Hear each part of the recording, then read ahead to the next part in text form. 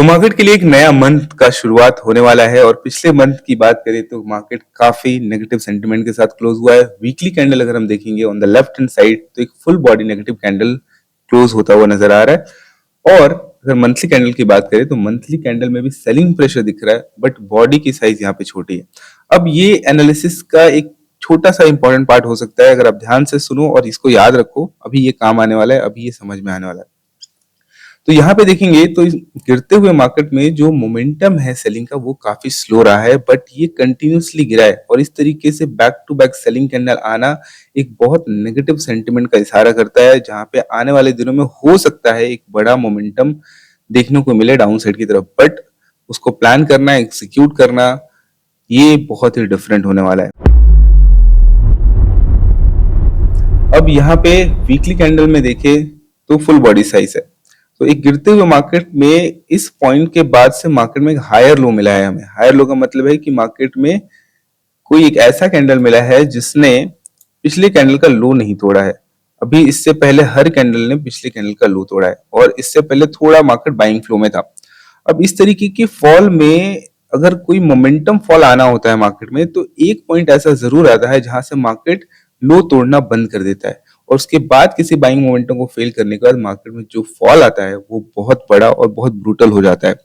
But यहाँ पे जो सेटअप्स बन रहे हैं तो ये वीकली टाइम फ्रेम पे बन रहे हैं। डेली टाइम फ्रेम पे इसको यूज करके हम ट्रेड नहीं कर सकते।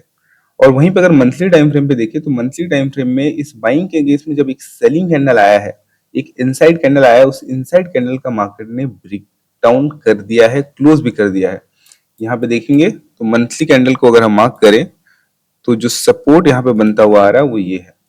और अगले कैंडल में सेलिंग जरूर आई है, बट कोई भी लो टूटा नहीं था। बस इस मंथली कैंडल में मार्केट ने लो को तोड़ा भी है और उसके नीचे क्लोज भी किया है। इसका मतलब अगर मंथली टाइम फ्रेम पे सेलिंग का कंटिन्यूएशन होता है तो वो कैंडल बहुत बड़ा आ सकता है। अब ये मैं क्यों कह रहा हूं, आप ये नोटिस करना, जब भी मार्केट में गिरावट शुरू होती है और गिरने के बाद कोई भी छोटा कैंडल आता है और उसका कंटिन्यूएशन होता है तो फिर वो बहुत बड़े कंटिन्यूएशन में जाने की पॉसिबिलिटी उसकी रहती है। और ऐसा हमें कई बार पास्ट में देखने को मिला है। अगर मैं बहुत पहले की भी बात करूं, कोविड का क्रैश से हम इसको कंपेयर नहीं करेंगे बिकॉज कोविड का सिचुएशन बहुत अलग है, अभी का सिचुएशन बहुत अलग है। बट उससे पहले भी जो भी सिनेरियोज मार्केट में बनते हुए दिखे हैं जो थोड़े से सिमिलर है, उसको मैं आपके साथ कंपेयर करके यहाँ पे दिखाता हूँ। अगर हम इसको भी मंथली टाइम फ्रेम पे जाते हैं तो I think side by side comparison थोड़ा इजी हो जाएगा।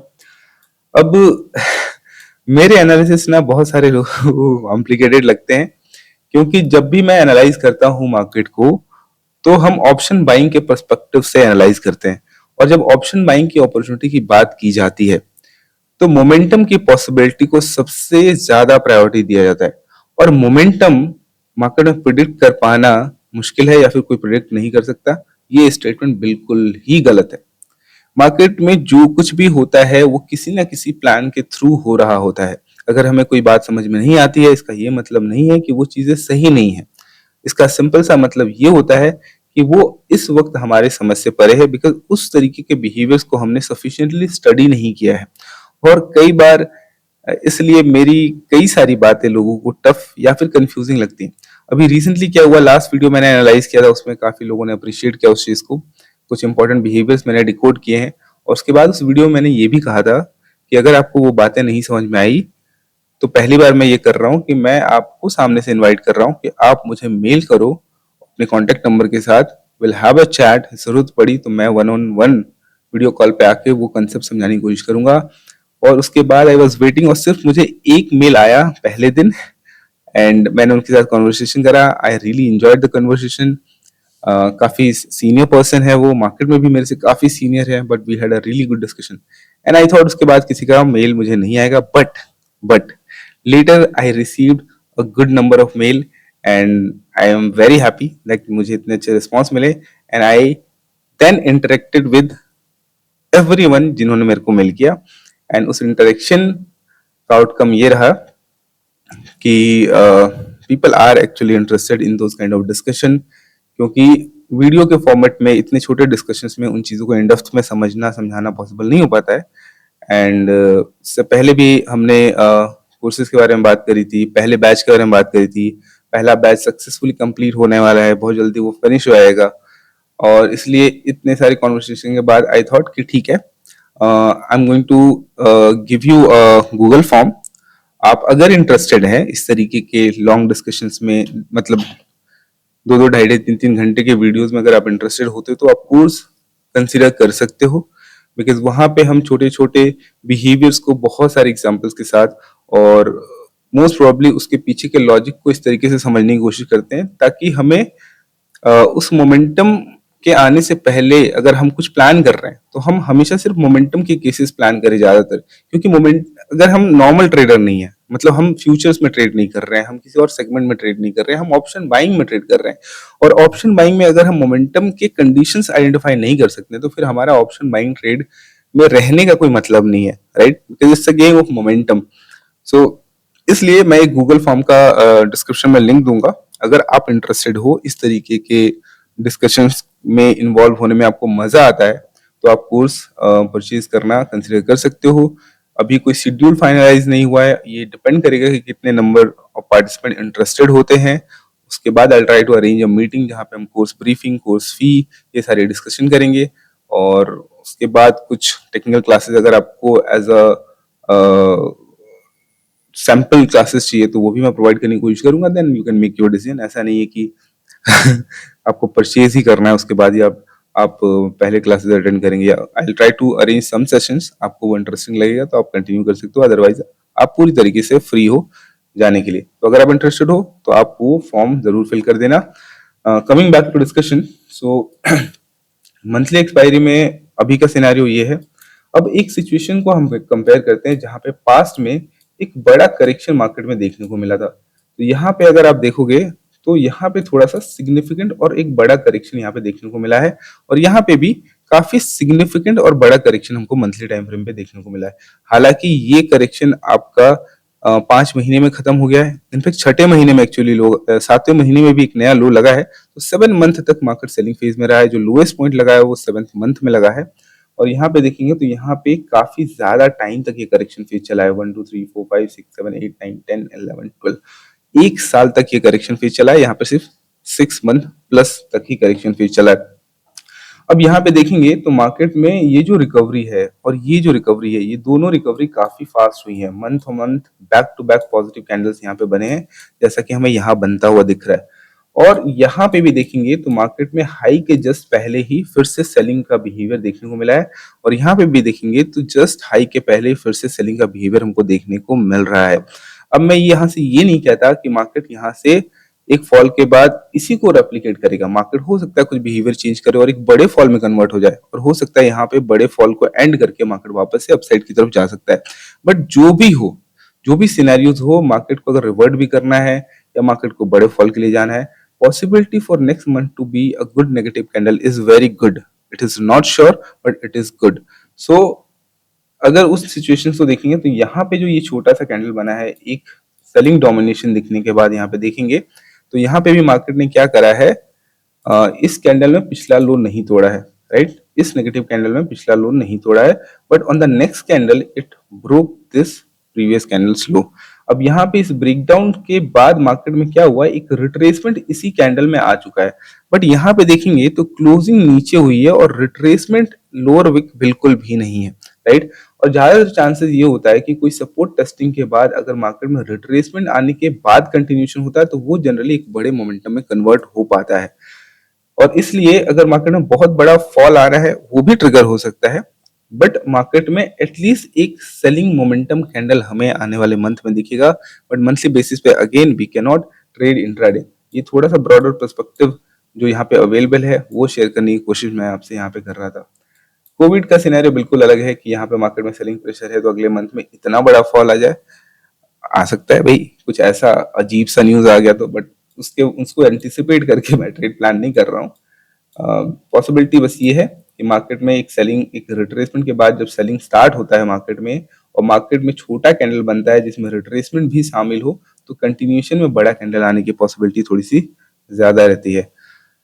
अब यहाँ पे थोड़ा सा कुछ वीकली के एग्जांपल्स भी देख लेते हैं और उसके बाद हम डेली टाइम फ्रेम पे थोड़ा सा देखेंगे। फिर हम समझेंगे कि क्यों मंडे ट्यूसडे वेंसडे में थोड़ा सा बच के ट्रेड करने की जरूरत है, क्योंकि यहाँ से एक छोटा सा रिट्रेसमेंट फेज वीकली बेसिस पे भी आ सकता है और इस वीक में मोमेंटम थोड़े से नॉइजी हो सकते हैं। तो एक्सपेक्टेशन को कम रख के, कंडीशन को क्लियरली डिफाइन करके हमें अपना ट्रेड प्लान बनाना पड़ेगा।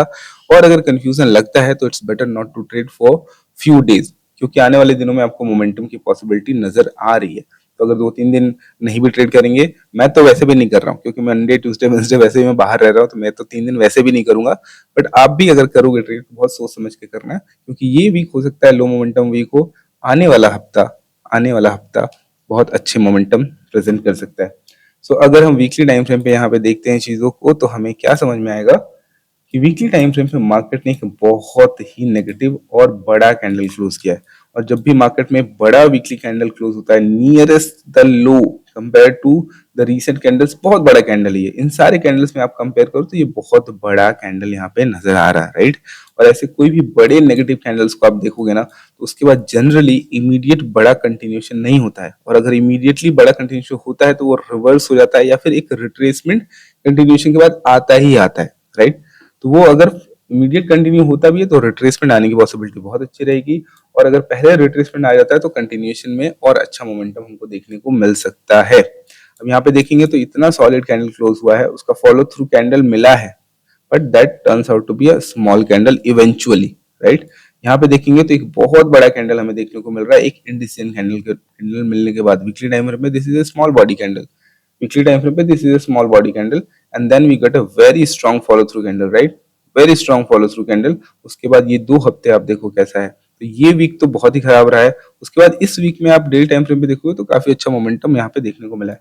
अब यहाँ पे देखो मार्केट में एक रिजेक्शन के बाद एक सॉलिड क्लोजिंग यहाँ पे मिली है, और मार्केट में ओपनिंग इतनी बड़ी गैप डाउन के साथ हुई है और पूरा रिवर्स हो गया।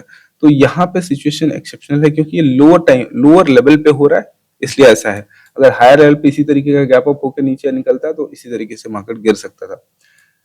मतलब गिरने की पॉसिबिलिटी अभी भी बहुत ज्यादा है, वो आपको अभी समझ में आएगा। सो अब हम यहाँ देखेंगे इस गिरते हुए मार्केट में इस पूरे फेज में जब मार्केट में स्ट्रेंथ का बिहेवियर दिखा था, साथ में ट्रैप का इन्वॉल्वमेंट था, तो मार्केट स्ट्रेट रैली करता चला गया। अब इस स्ट्रेट रैली में आप वेव काउंट करो।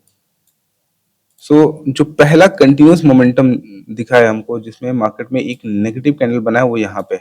इससे पहले हर कैंडल का हाई टूट रहा है और हायर लो के साथ मार्केट होल्ड कर रहा है। This is the first candle जहां पे पिछले कैंडल का लो टूटा है।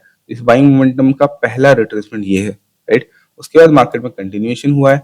इस कंटिन्यूएशन के बाद मार्केट यहाँ पे रुक गया है, और यहाँ रुकने के बाद नेक्स्ट कंटिन्यूएशन या फिर नेक्स्ट हाई जो लगा है इस कैंडल में लगा है, राइट। तो ये पहला मोमेंटम, सेकेंड मोमेंटम, और ये तीसरी बार हाई यहाँ पे लगा है, बट वो सस्टेन नहीं किया, राइट। तो वेव कंफर्मेशन के हिसाब से मार्केट को जितना रिट्रेस करना था उतना कर गया। अब रिट्रेसमेंट के बाद होता क्या है कि अगर डाउनसाइड का ट्रेंड कंटिन्यूएशन होना है तो कंटिन्यूएशन के नए सेटअप्स बनते हैं जहां पे मोमेंटम की पॉसिबिलिटी इमर्ज होती है। अगर इमीडिएट कंटिन्यूएशन होता है तो वो जनरली बेटर अप मूव के लिए सुटेबल हो जाता है। बट अगर मार्केट हायर लेवल पे टाइम स्पेंड कर रहा है और ब्रेकआउट फेलियर कर रहा है, that is when the intention is to sell quite heavily.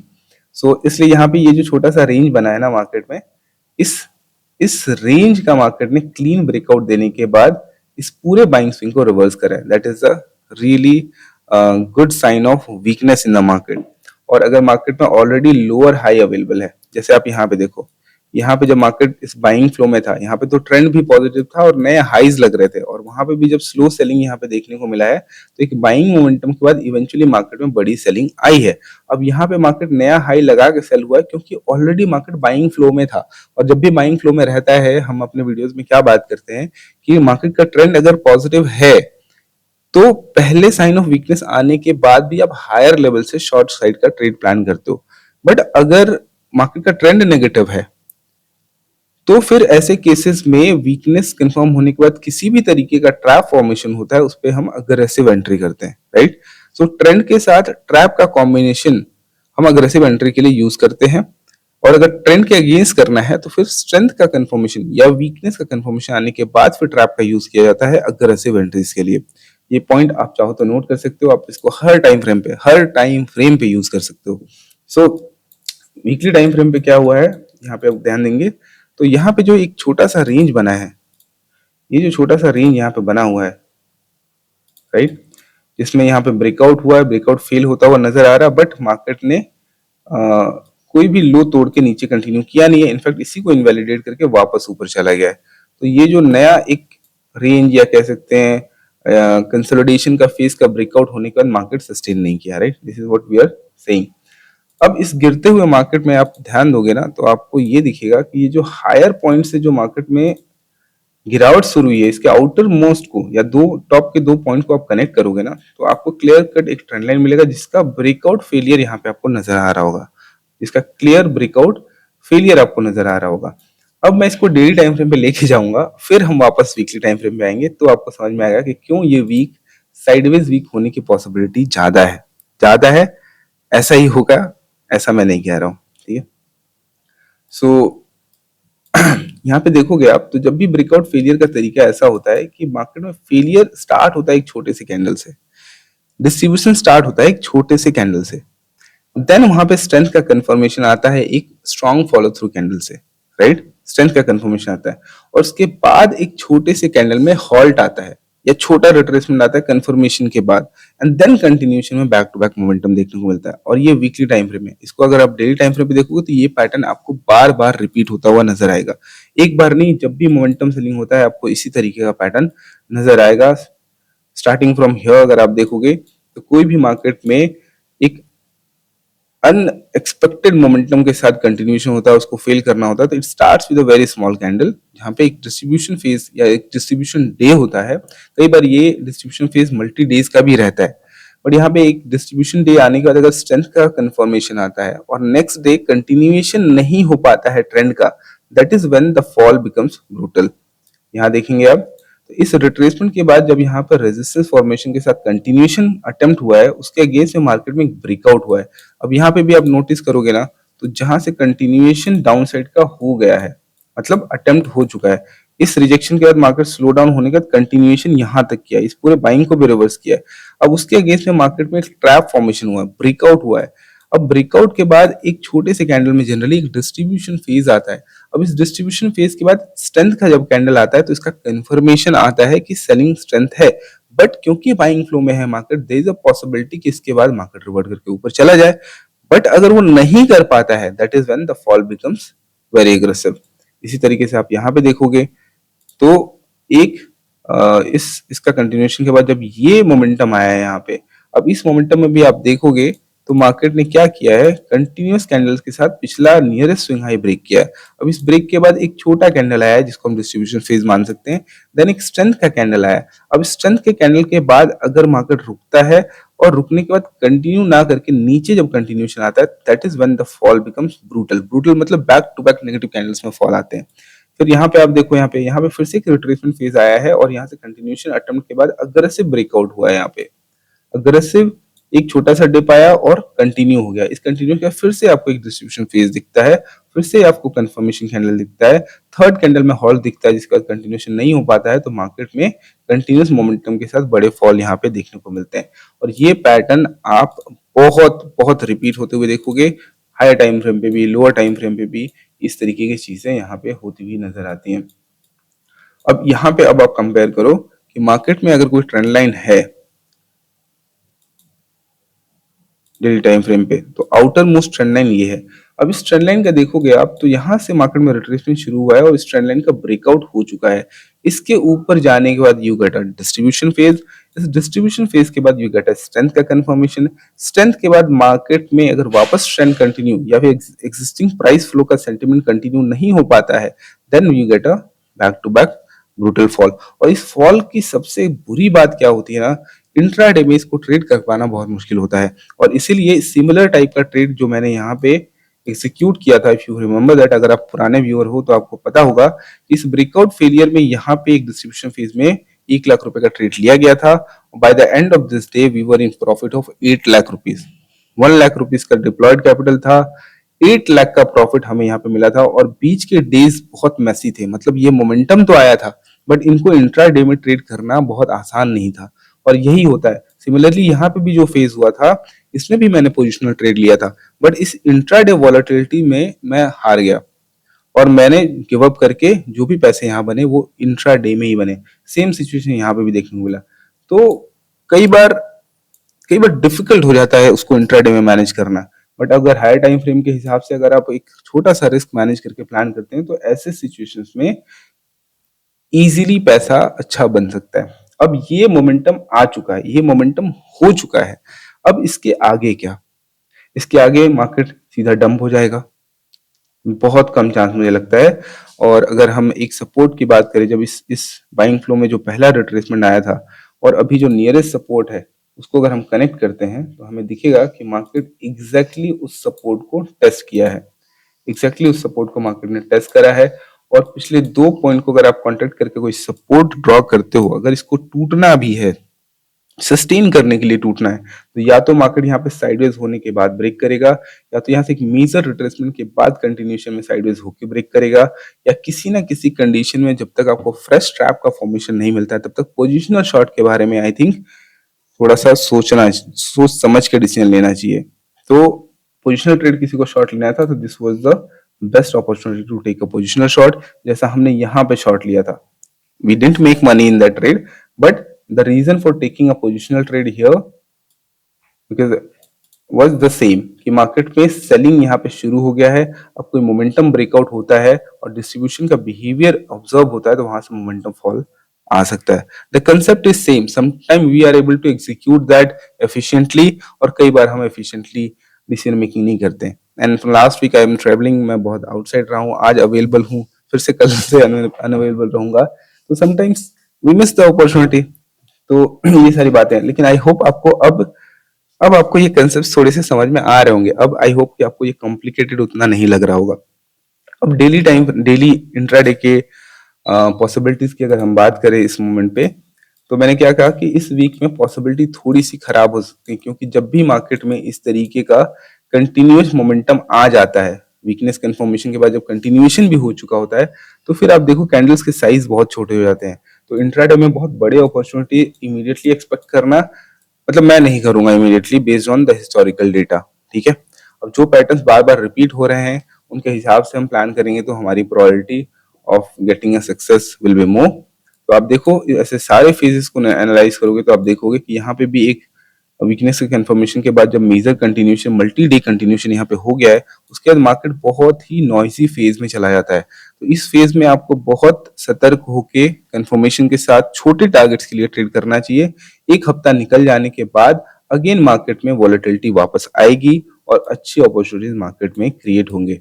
अब यहाँ पे देखो आप, इस वीकनेस के कंफर्मेशन के बाद जब एक बड़ा सेलिंग ऑलरेडी हो चुका है तो मार्केट में ये पूरा वीक बहुत ही नॉइजी रहा है, और ऐसे में हायर प्राइसेस से रिवर्सल ट्रेड लेना या लोअर प्राइसेस से रिवर्सल ट्रेड लेना could be a better choice. But again मैं बोल रहा हूँ कि ये वो जो ट्रेड सेटअप्स होते हैं जहां पे आपको मोमेंटम की पॉसिबिलिटी नहीं दिखती है, तो वहां आप इंगेज मत हो, क्योंकि ऑप्शन बाइंग में the main thing is to capture the momentum. एक बार मोमेंटम चला गया, बाद में फिर कितना भी हाथ पैर सर पैर मार लो उससे कोई फायदा नहीं होता है। लास्ट वीक मेरा बहुत अच्छा नहीं रहा है इसी वजह से, because I was planning to trade in intraday after one big momentum has already happened. So इसलिए जरूरी है कि सेटअप्स या तो पिछले दिन के कंफर्मेशन है तो अगले दिन एंट्री का मौका दे, मार्केट मौका नहीं देगा तो हम उसमें कुछ नहीं कर सकते। और यहाँ पे तो पॉसिबिलिटीज ही कम लग रही हैं, इसलिए थोड़ा सा सतर्क होकर यहाँ पे ट्रेड करना है, समझ के ट्रेड करना है। यहाँ पे भी देखेंगे वीकनेस के बिहेवियर के बाद जब मल्टी डे कंटिन्यूएशन यहाँ पे हो गया है, उसके बाद प्राइसेस का बिहेवियर थोड़ा सा नॉइजी रहा है, और इसलिए एक कंसोलिडेशन फेज का यहाँ पे आना बहुत जरूरी है। उसके बाद फिर मोमेंटम आएगा। तो कोशिश करेंगे कि अभी छोटे टारगेट्स के लिए ट्रेड करें, कंफर्मेशन के साथ ट्रेड करें, और रिवर्सल के लिए हम किसी ना किसी फॉर्म में ट्रैप या फिर ब्रेकआउट के बाद कंटिन्यूएशन का अटेम्प्ट के फेल पे हम ट्रेड करें, because that is how we get the smallest possible stop loss. Otherwise हमारे अटेम्प्ट काफी खराब हो सकते हैं।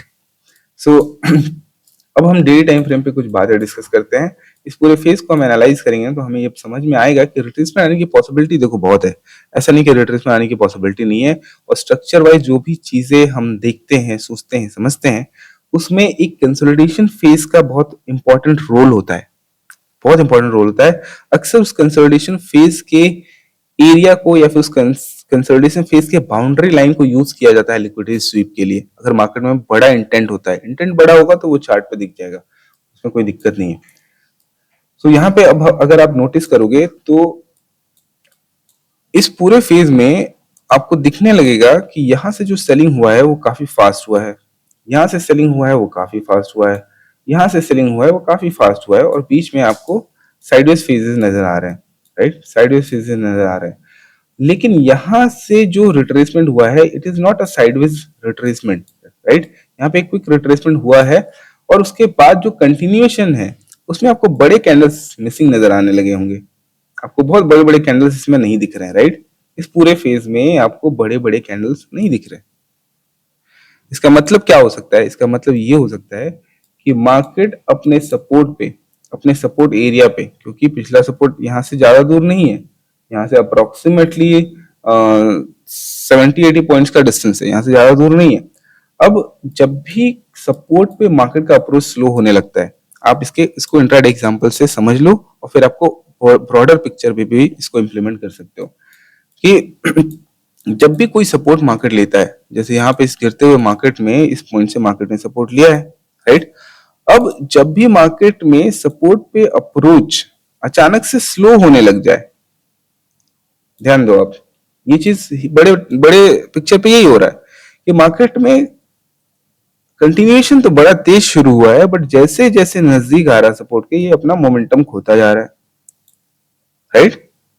अब देखो आप, इस साइडवेज फेज के अगेंस्ट में अचानक से एक बाइंग आता है बहुत तेजी से, मार्केट रुकता है और कंटिन्यूएशन दिखाता है और उसको फिल करके तोड़ देता है, राइट। फिर से आप देखो यहाँ पे, इस पॉइंट के बाद जब मार्केट में रिट्रेसमेंट आया है और यहां से जब कंटिन्यूएशन का समय आया है, तो मार्केट यहां से कंटिन्यूएशन तो ठीक है, फिर मार्केट में मतलब वेव्स में कंटिन्यूएशन हो रहे हैं और हायर लो के पे एक मोमेंटम बाइंग दिखाता हुआ मार्केट तोड़ के नीचे चला जा रहा है, राइट। तो आप सेम चीज, इसी चीज को थोड़े से हायर टाइम फ्रेम पे यूज करना चाहो तो आप यूज कर सकते हो। अब यहाँ पे ध्यान से समझना, आप kindly ignore the bell because वही कैमरा लगा हुआ है रिकॉर्ड करने के लिए। सो अब ये सोचो आप कि यहाँ पे एक मेजर सपोर्ट यहाँ पे एग्जिस्ट करता है, राइट, मार्केट में एक मेजर सपोर्ट इस एरिया में एग्जिस्ट करता है। अब मार्केट में स्टार्ट तो काफी अच्छा हुआ है, छोटे छोटे रिट्रेसमेंट के साथ स्ट्रॉन्ग कंटिन्यूएशन हुआ, बट अब यहाँ पे मार्केट क्या कर रहा है, सपोर्ट के पास जैसे जैसे अप्रोच हो रहा है वैसे वैसे मार्केट ने अपना मेजरली मोमेंटम लूज कर दिया है, राइट, मोमेंटम लूज कर दिया। इसका क्या मतलब है, इसका मतलब हो सकता है कि मार्केट इसको तोड़ने से पहले एक हायर लो बनाए और एक सडन बाइंग आए, एक बड़ा बाइंग आए, और रुकने के बाद जब कंटिन्यूएशन का अटेम्प्ट दिखे उसके अगेंस्ट में अगर सेलिंग ट्रेड बनता है तो वहां से मार्केट में फिर अच्छा खासा सेलिंग हमको देखने को मिल सकता है, राइट। तो क्या यहां से शार्प बाइंग आने वाला है, आ सकता है, उसके कंफर्मेशन के बारे में हम डिस्कस करेंगे। बट अगर शार्प बाइंग आया और रुकने का कंटिन्यूएशन का फेलियर हुआ ना, तो वहां से हमें फिर से बहुत अच्छा मोमेंटम अपॉर्चुनिटी मिलने के चांसेस बहुत हाई है, ठीक है, इसलिए जल्दीबाजी करने को नहीं कह रहा हूं। अब अगर शार्प मोमेंटम आना है तो क्या हम उसको इंट्राडे में प्लान कर सकते हैं, क्योंकि अभी तो हमने बात करा कि पॉसिबिलिटी बहुत ज्यादा है साइडवेज होने की, राइट। तो यहाँ पे जो क्लोजिंग मोमेंटम है वो थोड़ा स्लो है, इसलिए पॉसिबिलिटी ज्यादा है। लास्ट के केसेस में आप देखोगे ना तो क्लोजिंग मोमेंटम काफी फास्ट रहे, इसलिए मार्केट साइडवेज वहां पे ज्यादा हो सकता था, इसलिए इंट्राडे में हम कंफर्मेशन पे प्लान कर सकते हैं, बट स्टिल मूव आने की पॉसिबिलिटी है, still we will not plan big targets, क्योंकि मेजर टारगेट्स हमको डाउन साइड ही मिलेगा।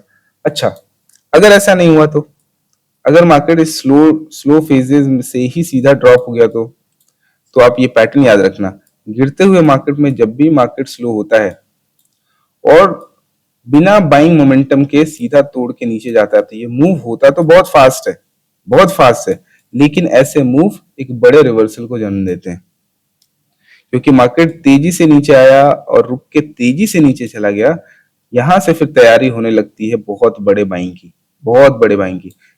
तो यहाँ पे बेसिकली जो भी ये रिट्रेसमेंट है, ये जो रिट्रेसमेंट इतने दिनों से शुरू हुआ है, ये रिट्रेसमेंट का एंड हो सकता है इस तरीके से कि मार्केट गिरता गिरता गया, मार्केट बाउंस किया और सीधा तोड़ दिया, वो रिट्रेसमेंट का एंड हो सकता है। एक सेकेंड बस आप रुको, बस आप वीकली टाइम फ्रेम पे इसको समझ लो दोबारा से, मतलब पूरा नहीं, एक छोटी सी चीज आप बस देख लो कि क्यों बोल रहा हूँ कि वो एंड हो सकता है रिट्रेसमेंट का। अब आप देखो यहाँ पे मार्केट में इस बाइंग फेज के बाद जो गिरा है मार्केट, कैसे गिरा है, धीरे धीरे गिरा है, राइट, धीरे धीरे किसी सपोर्ट तक मार्केट चला है या फिर इसके ऊपर तक आ गया है। देखो यही पैटर्न है, आप उसको आइडेंटिफाई और अप्लाई करने के तरीके में बात होती है। यहाँ पे क्या किया मार्केट ने बेसिकली, अगर आप ध्यान से देखो तो यहां से मार्केट में इस पॉइंट से मार्केट ऊपर गया और यहां से कैसा गिर रहा है मार्केट, धीरे धीरे गिर रहा है। अब ये जो सपोर्ट एरिया है इसको तोड़ने से पहले मार्केट क्या कर रहा है, एक बाउंस ले रहा है, राइट, एक शार्प बाउंस ले रहा है। अब अगर मार्केट ने इसके अगेंस्ट में धीरे धीरे सेल हुआ और एक शार्प बाउंस लेके अगर इसको तोड़ दिया ना, तो नो डाउट मोमेंटम फास्ट हो सकता है, ठीक है, और ये वीकली टाइम फ्रेम पे हो रही है चीजें, ठीक है, इंट्राडे में नहीं हो रही है। तो मोमेंटम फास्ट होगा लेकिन वो मोमेंटम एंड का साइन होने लग जाएगा। उसके बाद जो नया ट्रेंड शुरू होगा वो मतलब हो सकता है अभी गिरे, डायरेक्ट गिरे, जैसे भी गिरे, मंथली टाइम फ्रेम पे चांसेस बहुत हाई है कि एक बड़ा नेगेटिव कैंडल हमको मिलने वाला है। मतलब बहुत ज्यादा चांस है कि एक बड़ा बहुत सिग्निफिकेंट नेगेटिव कैंडल हमको मिलने वाला है मंथली टाइम फ्रेम पे, राइट। बट इस तरीके से मार्केट गिरता है ना तो वो उस मूव को एंड कर देता है और फिर वहां से एक्यूमुलेशन का बिहेवियर दिखा तो फिर हम नए ट्रेंड की तरफ जा सकते हैं, राइट, क्योंकि वो डायरेक्ट सेल हुआ, बाउंस करके अपना रिट्रेसमेंट कंप्लीट किया, डायरेक्ट सेल हुआ, बाउंस करके अपना रिट्रेसमेंट कंप्लीट हुआ, फिर वो साइडवेज फेज में जाता है, होल्ड करता है, निकलता है और फिर एक बड़े ट्रेंड का जन्म होता है। लेकिन अगर मार्केट यहाँ तक रिवर्स होने के बाद, इस फेलियर के बाद अगर होल्ड करने लग जाए, ठीक है, और टाइम स्पेंड करने के बाद ब्रेक डाउन करे, ठीक है, नए ट्रैप के इन्वॉल्वमेंट के साथ ब्रेक डाउन करे, उस केस में समझ जाओ प्राइस का इंटेंशन बहुत खराब है और वो लंबे नए करेक्शन मतलब नए फेज के लिए जाने वाला है। उस केस में क्या होगा, इस सेलिंग ट्रेंड का कंटिन्यूएशन हो जाएगा और ये होगा तो फिर और बड़े सेलिंग के लिए जाएंगे हम। तो ऐसा हो सकता है, ठीक है, बट इसके बेसिस पे अगेन हम इंट्राडे ट्रेड नहीं कर सकते। इंट्राडे के लिए हमें इंट्राडे पॉसिबिलिटीज को एक्सप्लोर करना बहुत जरूरी है। अगेन इतना लंबा वीडियो हो गया, हो सकता है फिर से कॉम्प्लिकेटेड लग रहा हो तो I am really sorry, but I am sure कि जो जो लोगों ने डिस्कशन करा है they will be able to get it now. So हाँ, तो अब पिछले दिन एक बात नोटिस करने लायक है और वो ये है कि मार्केट में एक अच्छा ठीक है ठीक है ठीक है ठीक है एक और पॉइंट मेरे को बताना था। टेलीग्राम पे मैंने एक पोस्ट शेयर किया था, ठीक है, ये इस पोस्ट में बहुत लंबी चौड़ी चीजें लिखी हुई हैं, बट यहाँ पे जो भी प्लान मैंने ये लिखा है, जो भी पॉसिबिलिटी मैंने यहाँ पे बताने की कोशिश करी है, वो पॉसिबिलिटी प्री मार्केट में ही इनवैलिडेट हो गया था और उसको मैंने सुबह अपडेट कर दिया था। ऐसा ना हो इसको पढ़ के आप बहुत एक्साइटेड होके कोई ट्रेड ले लो और वो वर्क ना करे और फिर मेरे को बोलो। मैं ट्रेड बिल्कुल कभी भी रिकमेंड नहीं करता। स्ट्रक्चर की पॉसिबिलिटी अगर मुझे दिखती है, क्या ऑब्जर्वेशन पॉइंट है, तो मैं कभी कभी शेयर करता हूँ, ये भी मैं रेगुलरली नहीं करता। तो वो इनवैलिडेट हो गया था। अब मैं आपको समझाता हूँ क्या शेयर किया था मैंने।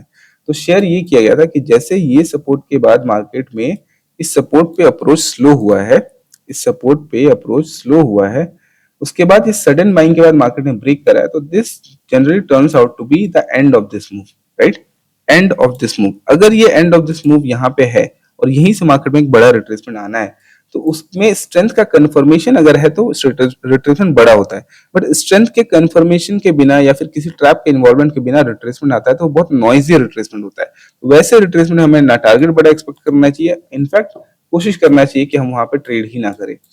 तो कंडीशन ये था कि अगर मार्केट में इस सपोर्ट के नीचे ब्रेकडाउन के बाद अगर मार्केट ने इसका ब्रेकडाउन किया और कंटिन्यू किया है और वापस होल्ड करने का ऊपर आके ही क्लोज किया है, तो this could be the potential reversal point. और अगर ये पोटेंशियल रिवर्सल पॉइंट है और ये एक ट्रैप का सिनेरियो है या फिर मार्केट नीचे सस्टेन नहीं कर पाया, राइट, और अगले दिन मार्केट में गैप अप ओपनिंग हो जाती है, ठीक है, गैप अप ओपनिंग के बाद अगर मार्केट में मोमेंटम सेल ऑफ आता है या बाइंग के बाद मोमेंटम सेल ऑफ आता है, देखो बाइंग है सेलिंग है उससे मतलब नहीं है, मतलब इस बात से होता है कि अगर कोई सपोर्ट टूटा है लेकिन कंटिन्यू नहीं हुआ है और अगले दिन उस सपोर्ट जो उसके सपोर्ट टूटने के बाद जो लोएस्ट पॉइंट है वो मोमेंटम सेलिंग आने में जो पहला सपोर्ट बनता है उसके कंटिन्यूएशन में वहां तक ना जाए, उससे पहले ही नेक्स्ट सपोर्ट भी बना ले, तो वहां से मार्केट में बड़ी महंगी आती है। एक सिंपल सा कंसेप्ट है, एंट्री सेटअप का प्लान है।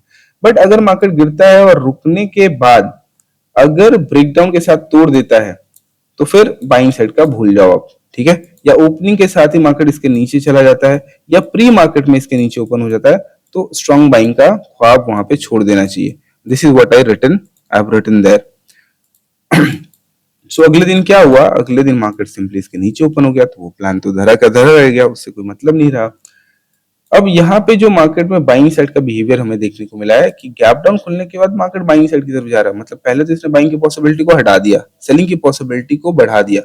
अब यहाँ पे आप सेल कब करोगे, जब नए ट्रैप का इन्वॉल्वमेंट होगा या फिर प्रीवियस किसी ट्रैप वाले एरिया में मोमेंटम के साथ जाए बट उससे पहले ही नेक्स्ट रेजिस्टेंस बना दे। ठीक है, तो ऐसा ही एक मोमेंटम ब्रेकआउट फेलियर आपको यहाँ पे दिख रहा है, जहां पे यहाँ पे साइडवेज होने के बाद ब्रेकआउट फेल किया है। तो अगर मार्केट में स्ट्रॉन्ग बाइंग आता है और एक रिजेक्शन के बाद कंटिन्यूएशन दिखता है बट इस हाई को टच नहीं कर पाता है, तो वहां से सेलिंग साइड का ट्रेड बन जाएगा, राइट। तो यहाँ पे क्या हुआ, बाइंग साइड जाने का जब रेजिस्टेंस क्रिएट हुआ है यहाँ से, इस रेजिस्टेंस के बाद जो कंटिन्यूएशन अटेम्प्ट है वो यहाँ तक नहीं आ पाया, उससे पहले ही सेल हो गया और मार्केट यहाँ से नीचे की तरफ प्रोसीड कर गया। ये कंसेप्ट बिल्कुल सही है, राइट, बिल्कुल सही है। लेकिन प्रॉब्लम यहाँ पे क्या है, हम इस कंसेप्ट पे एग्जीक्यूट कब करते हैं? क्या सेम कंसेप्ट पे हम यहाँ एग्जीक्यूट कर सकते हैं? बिल्कुल भी नहीं, सेम कंसेप्ट पे हम यहाँ पे एग्जीक्यूट नहीं करते हैं, क्योंकि मॉर्निंग का ट्रेडिंग मेथड अलग होता है और इवनिंग का ट्रेडिंग मेथड अलग होता है। मैं इस बारे में पहले कभी बात नहीं किया हूं, क्योंकि मैंने सेकेंड हाफ के ट्रेडिंग मेथड को उस तरीके से सेग्रीगेट पहले नहीं किया था जिस तरीके से मैं अब अप्रोच कर रहा हूँ। ठीक है, तो यहाँ पे देखेंगे तो अगर मुझे मोमेंटम सेलिंग मूव मिलना है ना, क्योंकि मार्केट में एक ट्रैप का इन्वॉल्वमेंट है और अगर मार्केट को इस बाइंग तक नहीं आता तो वो वीकनेस में ही काउंट किया जाएगा तब तक जब तक इस हाई को टेस्ट ना कर ले। Again this could seem to be complicated, but अब समझो कि मार्केट का सेंटिमेंट नेगेटिव है, राइट, और हम सेंटिमेंट के अगेंस्ट ट्रेड लेने की बात कर रहे हैं। तो सेंटिमेंट के अगेंस्ट ट्रेड लेने के लिए कुछ तो ऐसा इंडिकेशन दिखना चाहिए जो बता रहा हो कि मार्केट में आज स्ट्रेंथ का डे है, आज का डे ही रिट्रेसमेंट डे होने वाला है, राइट। अगर आज का डे रिट्रेसमेंट डे नहीं होने वाला है तो अपमूव में उतना पोटेंशियल नहीं होगा कि वो सफिशिएंट रिस्क रिवॉर्ड दे सके। और इसलिए जरूरी होता है कि आप जो रिस्क रिवॉर्ड अचीव करना चाहते हो मार्केट में, उसकी पॉसिबिलिटी मार्केट में है या नहीं। वो पॉसिबिलिटी, इसलिए मैं जो भी ट्रेड के स्ट्रक्चर बताता हूं यहाँ पे ट्रेड प्लान में, कभी जितनी भी एनालिसिस मैंने वीडियो बनाए हैं, आई डोंट थिंक उसमें बहुत सारे लोगों को कंफ्यूजन रहता है, बट मैं ये बता रहा हूँ कि अगर मार्केट में कोई मूव होना है और वो मोमेंटम के साथ होना है तो कैसा बिहेवियर चाहिए। नॉर्मल मूव तो मार्केट किसी भी डायरेक्शन में दे सकता है, बाइंग साइड भी दे सकता है, सेलिंग साइड भी दे सकता है, साइडवेज भी कुछ भी हो सकता है। हमें तो वहां एंगेज होना है ना जहां पे मार्केट में पोटेंशियल भी अच्छा हो और मोमेंटम भी अच्छा हो, तभी तो हमारा थोड़ा सिग्निफिकेंट रिस्क रिवॉर्ड हम अचीव करने के लिए बैठना लॉजिकल होगा, राइट।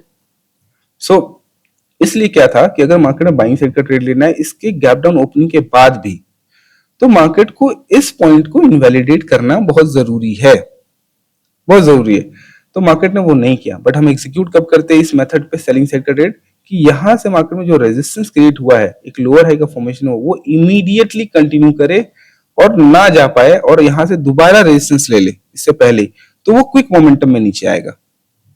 वहां पे ऑप्शन में ब्लास्ट होने के चांसेस ज्यादा रहेंगे। आपको ये ट्रेड अगर याद है, पिछले वीडियो में भी मैंने इसको एज एन एग्जांपल आपको बताने की कोशिश करी थी, इस दिन का एग्जीक्यूशन आपको याद है, तो हमने कंडीशन फॉर फेलियर यहां डिफाइन किया था, राइट, कि यहां से बाइंग साइड का होप हम छोड़ देंगे अगर मार्केट नीचे गिरता है और इसको टेस्ट कर लेता है।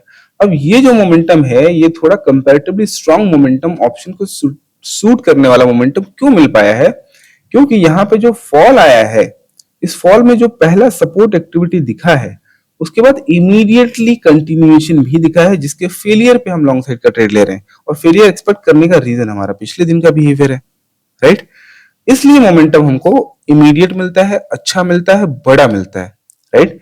लेकिन अगर मार्केट ने यहां से सपोर्ट ले लिया और फिर सेकेंड हाफ में इसका लो तोड़ के ऊपर जा रहा है, तो वहां पे इमीडिएट स्ट्रॉन्ग मोमेंटम मिलने की पॉसिबिलिटी थोड़ी सी कम रहती है। आप ऑप्शन का बिहेवियर चेक करना, आप ऑप्शन का बिहेवियर चेक करना यहाँ पे, और ऑप्शन का बिहेवियर आप चेक करना यहाँ पे इस प्राइस में। मैं आपको दिखा देता हूं यहाँ पे जो एट द मनी है 24,600 का पी हम देख लेते हैं, सिंपल है, 24,600 का पी देख लेते हैं, ऑलरेडी है यहाँ पे। हाँ, अब आप देखना क्या दिक्कत क्या होता है ऐसे सिचुएशन में, और इन दिक्कतों से अनअवेयर होने का रीजन है कि हम कई बार फंस जाते हैं। सो अब देखो यहाँ पे उस बेसिस पे जो लॉजिक हमने अभी डिस्कस किया, उस बेसिस पे कंसेप्ट तो ठीक है कि मार्केट अगर बाइंग साइड जाता है और रेजिस्टेंस क्रिएशन के बाद अगर मार्केट उस रेजिस्टेंस का ब्रेकआउट करता है तो वो यहां तक नहीं जा पाएगा, उससे पहले ही अगर सेलिंग प्रेशर दिख गया आपको तो वो फिर नीचे ही जा रहा है, राइट? यही कंसेप्ट है, यही कंसेप्ट है।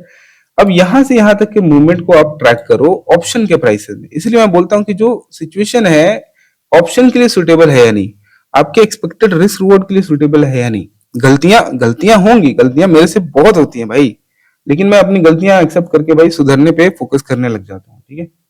तो अब देखो यहाँ पे अगर आपको बड़ा रिस्क रिवॉर्ड एक्सपेक्टेड है, आपने देखा कि आपको यहाँ पे सेलिंग प्रेशर दिखा और आपने यहाँ कहीं पे एंट्री ले ली, यहाँ पे ले ली, इधर कहीं ले लिया और डे लो का स्टॉप लॉस आपने लगा दिया, ठीक है? लो का स्टॉप लॉस लगा दिया। अब देखो क्या होता है, क्या खेल होता है यहाँ पे। आपने यहाँ पे ट्रेड लिया, 110 पे ले लिया, ये 140 तक गया, आपको 30 रुपए मिला और ये पूरा का पूरा 30 रुपए उड़ाया, आपका एसएल उड़ाया और यहां से देखो ये मार्केट 190 चला गया। तो आपने 100 पे खरीदा, 90 रुपए आपको मिल सकते थे, लेकिन आपको पहले निकाल दिया मार्केट ने, राइट? गया है, कंसेप्ट भी ठीक है, डायरेक्शन भी ठीक है, ऑप्शन ट्रेड के लिए सुटेबल मोमेंटम भी है, बट आप उसमें नहीं रहोगे, मैं उसमें नहीं रहूंगा अगर ये ट्रेड हम लेते हैं तो। इसलिए जरूरी है कि ऑप्शन को मोमेंटम के साथ गिरना है तो इमीडिएट रेजिस्टेंस का कंटिन्यूएशन फेलियर चाहिए होता है, मॉर्निंग में ही आपका ट्रेड खत्म हो जाएगा। लेकिन अगर यही चीज सेकेंड हाफ में हो रही है तो अप्रोच अलग होगा, बिल्कुल अलग होगा। जैसे पहले का स्ट्रक्चर हमारे पास अवेलेबल है, पिछले दिन का ओवरऑल ट्रेंड कैसा है, प्रीवियस डे का सेकेंड हाफ का बिहेवियर कैसा है, उसके बेसिस पे हम अगले दिन का फर्स्ट हाफ का ट्रेड प्लान बनाते हैं कि मोमेंटम किस कंडीशन में मिलेगा।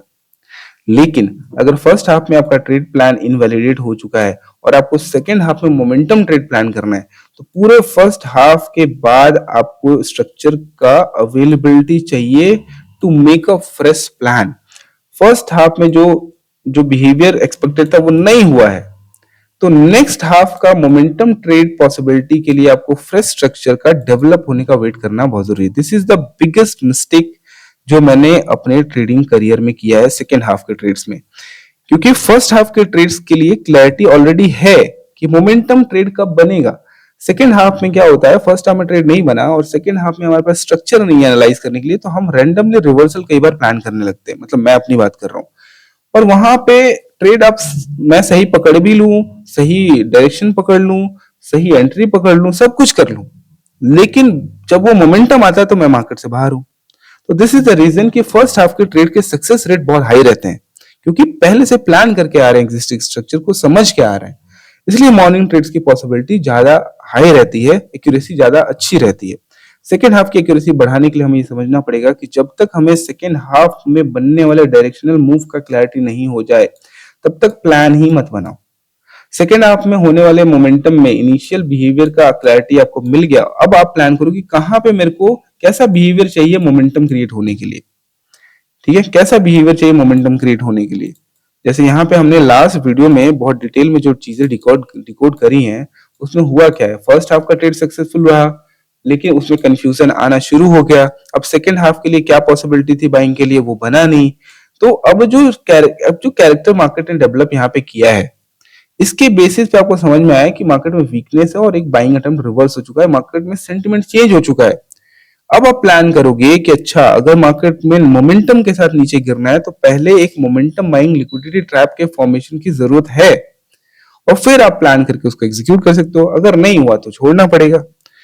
तो ये पॉइंट बहुत इंपॉर्टेंट है मुझे लगता है। सेकेंड हाफ के ट्रेड्स प्लान करने से पहले एक विजिबल डायरेक्शनल स्ट्रक्चर दिख जाना चाहिए, साइडवेज मार्केट दिख जाए, मोमेंटम मूव दिख जाए, किसी ना किसी तरीके का एक मोमेंटम दिखे, जिसके एक मूव दिखे जिसके अगेंस्ट में आपके एग्जिस्टिंग प्लान वापस से आपको विजुअलाइज होना शुरू हो जाए। ओके, अब मोमेंटम मूव के लिए मेरे को ये स्ट्रक्चर बनना जरूरी है। I am really sorry, video बहुत लंबा हो गया, बट मुझे लगा ये जानकारी देना बहुत जरूरी है, तो मैं ये जानकारी आपको दे रहा हूं। तो इसके बेसिस पे अब आज का प्लान अगर बनाना है तो हमें क्या करना पड़ेगा, we simply need to understand कि रिट्रेसमेंट की पॉसिबिलिटी बहुत हाई है, बट हमें कंफर्मेशन ऑफ स्ट्रेंथ चाहिए, या तो जो अटेम्प्ट है सेलिंग साइड का वो फेलियर चाहिए उसका, राइट? तो यहाँ पे एक चीज अगर आप नोटिस करो तो मार्केट में इंट्राडे हाई का ब्रेकआउट फेलियर तो यहाँ पे हुआ है, ठीक है, इसका ब्रेकआउट फेलियर नहीं हुआ है, इंट्राडे हाई का ब्रेकआउट फेलियर हुआ है और ये इनवैलिडेट नहीं हुआ है। तो मार्केट में ट्रैप का इफेक्ट अभी भी है, मार्केट में कंटिन्यूएशन अभी भी हुआ है। तो जब तक मार्केट का मोमेंटम ट्रैप इनवैलिडेट नहीं होता है, और यहाँ पे ट्रैप से मतलब है कि अगर मार्केट में कोई डायरेक्शनल फ्लो अवेलेबल है और उस डायरेक्शनल फ्लो का मार्केट ने ब्रेकआउट किया है, या गिरते हुए मार्केट में यहाँ पे देखेंगे लोअर लो के बाद मार्केट में स्विंग रिवर्स हुआ है, स्विंग रिवर्सल के बाद सेंटिमेंट नेगेटिव हो चुका है, सेंटिमेंट नेगेटिव होने के बाद किसी भी स्विंग हाई, ये स्विंग हाई हो, ये स्विंग हाई हो, ये किसी भी स्विंग हाई के ऊपर मार्केट क्लोज करने के बाद अगर गिरा है, तो यहाँ पे ट्रैप को इनवैलिडेट करने का लेवल हमको मिल जाता है, विच इज दिस वन। तो अगर मार्केट ओपनिंग में बाइंग साइड जाता है, तो मैं 2 सेकंड का पॉज ले रहा हूं, आप बताओ कब एग्जीक्यूट करोगे सेलिंग साइड का ट्रेड, और कब आप मान लोगे कि अब सेल साइड का ट्रेड नहीं लेना है, या फिर सेल साइड से एक्सपेक्टेशन बड़ा नहीं रखना है, नीचे से बाइंग ट्रेड लेना है। अब आप सोच सकते हो या नहीं, या आप भी नहीं सोच सकते हो, मेरे को कमेंट सेक्शन में बताना कि इतनी मेहनत के बाद भी मैं ये बात आपको समझा पाया कि नहीं। तो आपको एक ट्रैप इनवैलिडेशन लेवल मिल गया। इसका मतलब अगर मार्केट ओपन होता है नीचे की तरफ और सीधा बाइंग की तरफ जाता है मोमेंटम के साथ, अगर नीचे ओपन होता है और बाइंग साइड जाता है मोमेंटम के साथ, और इधर कहीं पे पहला रेजिस्टेंस एक्टिविटी आपको दिखता है और इमीडिएट कंटिन्यूएशन दिख जाए, क्लोज हो जाए कैंडल, बट इससे पहले ही मार्केट रिजेक्ट हो जाए और फिर वहां से कंटिन्यूएशन हो, तो फिर से आपको एक सेलिंग मोमेंटम मिल जाएगा, राइट। मोमेंटम मूव के लिए ये चीज मोमेंटम के साथ होनी जरूरी है, ठीक है। अब अगर मार्केट बाइंग आता है और इस लेवल को एक बार भी ब्रेक कर दे, टच कर ले, कुछ भी कर ले, तो ये सेलिंग के लिए, मोमेंटम सेलिंग के लिए, बड़े सेलिंग के लिए स्ट्रक्चर वैलिड नहीं होगा। सेलिंग आएगा क्योंकि सेंटीमेंट नेगेटिव है, डायरेक्ट बाइंग साइड गया है, तो मार्केट नीचे आने के बाद ही ऊपर जाएगा। आप इस रेजिस्टेंस को रेजिस्टेंस मान के शॉर्ट करोगे तो आपको एक डाउन मूव मिलेगा, बहुत ज्यादा चांस है, लेकिन यहाँ पे स्ट्रेंथ का बिहेवियर दिख गया, तो इससे आप बड़ा ट्रेड एक्सपेक्ट नहीं कर सकते, इसके सक्सेस होने की पॉसिबिलिटी कम हो जाएगी, राइट। क्योंकि कई बार ऐसा होता है कि ट्रैप इनवैलिडेशन के साथ ही मार्केट सस्टेन करता है, ऊपर जाता है, ट्रैप को इनवैलिडेट करता है और एक मोमेंटम सेलिंग को भी इनवैलिडेट कर देता है, और फिर यहां से जो सेलिंग आता है उसके बाद जब मार्केट ऊपर निकलता है तो मोमेंटम से निकल जाता है। आप सेल करके सोचोगे थोड़ा, कई बार तो छोटा टारगेट भी नहीं देता है, इसलिए अगर इनवैलिडेट हो गया है, स्ट्रेंथ का बिहेवियर दिख गया, तो सेल करने से बचना है। सेलिंग नीचे आ जाए तो बहुत अच्छा है, नीचे से एक्यूमुलेशन दिखे, एक डिप को रिवर्ट करे, तो यहां से अच्छे बाइंग के लिए प्लान करो, राइट। तो अब आपको ये समझ में आ गया कि बाइंग साइड का एक अच्छा ट्रेड बनना है मार्केट में, तो मार्केट को पहले ओपनिंग में ही इसको इनवैलिडेट कर देना चाहिए। उसके बाद इनवैलिडेट करने के बाद जो सेलिंग है वो थोड़ा सा जल्दी होना चाहिए, और फिर यहां से स्ट्रेंथ का बिहेवियर के साथ निकलना चाहिए।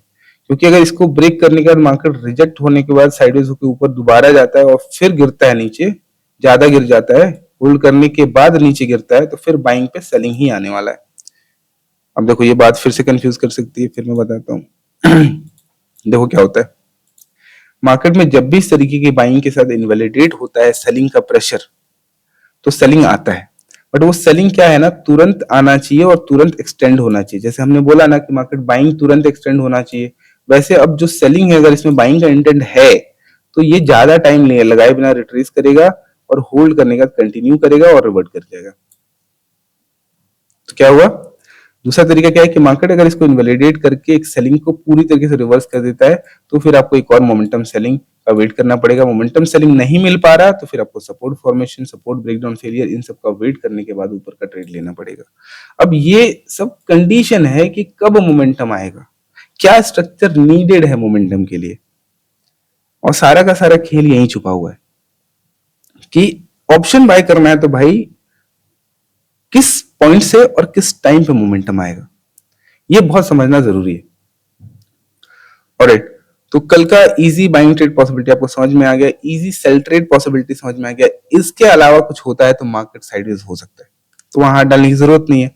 इसके अलावा भी मार्केट बड़ा मूव कर गया तो कुछ नहीं कर सकते, हो गया तो हो गया। बट अगर बाइंग साइड का अच्छा ट्रेड बनना है तो इसको इनवैलिडेट करने के बाद लोअर लेवल पे अच्छा मिलेगा, तो यहाँ से पोटेंशियल भी अच्छा होगा। आप प्राइस नीचे खरीद रहे हो स्ट्रेंथ के कंफर्मेशन के बाद, तो जाहिर सी बात है आपको बड़ा टारगेट मिल सकता है। और अगर मार्केट में मोमेंटम बाइंग आता है, रेजिस्टेंस के बाद मोमेंटम कंटिन्यू होता हुआ दिखता है और इससे पहले ही फेल हो जाता है वो, तो आपको बहुत मोमेंटम के साथ सेल साइड का मूव भी मिल जाएगा। ओपनिंग के साथ एक और केस में बता देता हूँ, क्योंकि मार्केट का ट्रेंड नेगेटिव है और मार्केट सेलिंग सेंटीमेंट के साथ क्लोज हुआ है, अगर ओपनिंग के साथ ही बहुत नीचे जाता है, अगेन एक छोटा सा सपोर्ट बना के इमीडिएट कंटिन्यूएशन अटेम्प्ट करता है, तो वहां से भी एक रिट्रेसमेंट आने की पॉसिबिलिटी काफी हाई रहेगी, तो ये ध्यान दे सकते हो। So this is what the analysis for tomorrow, और जो कंसेप्ट्स जो बिहेवियर है मुझे शेयर करने थी। एंड अगेन यस, अगर आप इंटरेस्टेड हो इस तरीके के डिस्कशंस या इसके छोटे छोटे सेगमेंट्स को डिटेल में समझने में, बिकॉज मुझे पता है इतनी जल्दी चीजें अब्सॉर्ब करना मुश्किल होता है, मुश्किल होगा ही होगा, टाइम लगता है, तो आप कंसिडर कर सकते हो कोर्स के बारे में। आप गूगल फॉर्म का लिंक से ओपन करो, अपने बेसिक डिटेल्स, बहुत ज्यादा डिटेल्स नहीं है, वो भरो। जब सफिशिएंट नंबर ऑफ पार्टिसिपेशन मुझे नजर आएगा तो I arrange a Google meet. Alright, so I hope you liked it and I will see you on the next video, probably on Thursday. Bye bye.